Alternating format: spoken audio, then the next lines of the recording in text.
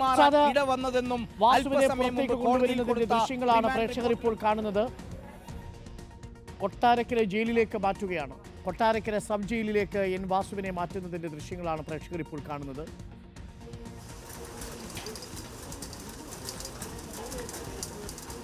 രണ്ട് ദിവസം രഹസ്യ കേന്ദ്രത്തിൽ വെച്ച് SIT ചോദ്യം ചെയ്തതിന് ശേഷമാണ് മുൻ ദേവസ്വം ബോർഡ് പ്രസിഡന്റും പ്രതികരണത്തിന് വേണ്ടി ശ്രമിക്കുന്നുണ്ട്.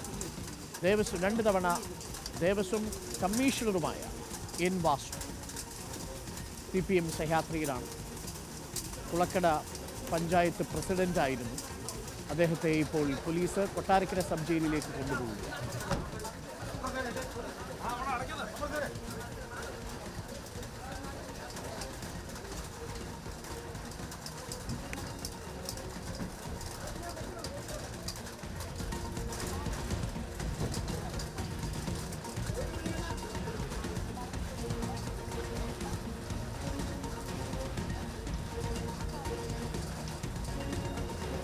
ദേവസ്വം ബോർഡിൻ്റെ ചരിത്രത്തിൽ ഇതാദ്യമായിട്ടാണ് ഒരു ദേവസ്വം ബോർഡ് പ്രസിഡന്റ് സ്വർണ്ണക്കൊള്ളയുമായി ബന്ധപ്പെട്ട വിഷയത്തിൽ കട്ടളപ്പാളിയിലെ ഇത് ചെമ്പാണ് എന്ന് രേഖപ്പെടുത്തി, സ്വർണം ചെമ്പാണ് എന്ന് രേഖപ്പെടുത്തി എന്നതാണ് എൻ വാസുവിനെതിരെയുള്ള പ്രധാനപ്പെട്ട കുറ്റം.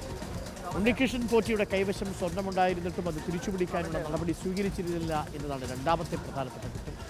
എൻ വാസു ഇപ്പോൾ കൊട്ടാരക്കര സബ് ജയിലിലേക്ക് കൊണ്ടുപോയിരിക്കുന്നു.